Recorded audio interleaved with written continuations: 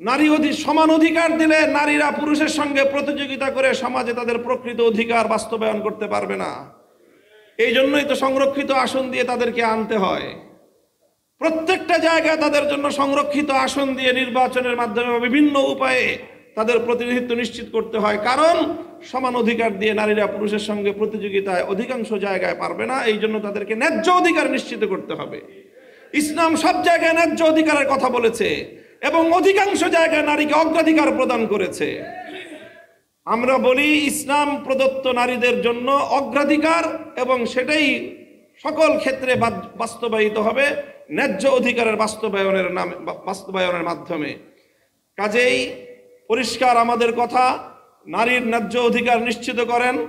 নারীদেরকে পতিতাবৃত্তির দিকে ঠেলে দিয়ে মাতৃ সমাজের কলঙ্ক ঘটাবেন। এদেশে সভ্য সমাজ বেঁচে থাকতে আপনাদের ওই সমাজকে ধ্বংস করার, বাংলাদেশকে ধ্বংস করবার অপতৎপরতা ইনশাল্লাহ বাস্তবায়িত হবে না। আমি আমার বক্তব্য এখানেই শেষ করছি।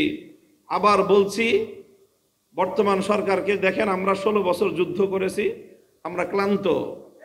কিছুদিন আমাদেরকে একটু বিশ্রাম নিতে দেন, একটু ভালো ভালো কাজ করেন। যদি যুদ্ধ করার অতই যদি আপনাদের শখ জাগে, মনে রাখবেন আমি পরিষ্কার বলি, যদি আল্লাহর কোরআনের এই সকল বিধানের মর্যাদাগুলোকে রক্ষা করার জন্য যুদ্ধ করতে হয়, আমরা যুদ্ধই করব, লড়াই করে কোরআনের মর্যাদা আমরা রক্ষা করব ইনশাআল্লাহ। নাসরুম মিনাল্লাহি ওয়া ফাতহুন করিব। কিন্তু কথা একটা জিনিস মনে রাখবেন, যে চোরে না শুনে ধর্মের কথা। এদেরকে এই ধরনের টেবিল টকের মাধ্যমে এই ভয়াবহ কার্যকলাপ থেকে, পরিকল্পনা বাস্তবায়নের পথ থেকে এদেরকে রুদ্ধ করা যাবে না। এজন্য আমাদের পরিষ্কার কথা, আল্লাহর কোরআনের বিরুদ্ধে এমন কটাক্ষপূর্ণ, এমন অবমাননাপূর্ণ কোন প্রস্তাবনা ফ্যাসিবাদী স্বৈরাচারী শেখ হাসিনা ভারতের লেসপেন্সারও কোনোদিন করতে পারে নাই।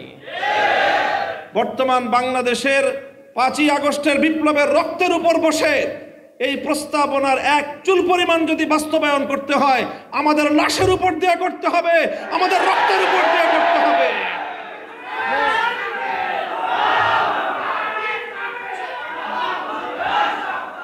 আমরা পরিষ্কার বলতে চাই, নারীর কাঁধে বন্দুক রেখে ইসলামকে ঘায়েল করবার এই দুরভিসন্ধি বন্ধ করুন।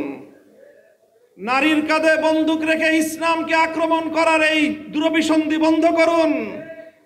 আমরা নারীদের ব্যাপারে আমাদের পরিষ্কার কথা, আমরা নারীদের ন্যায্য অধিকার চাই।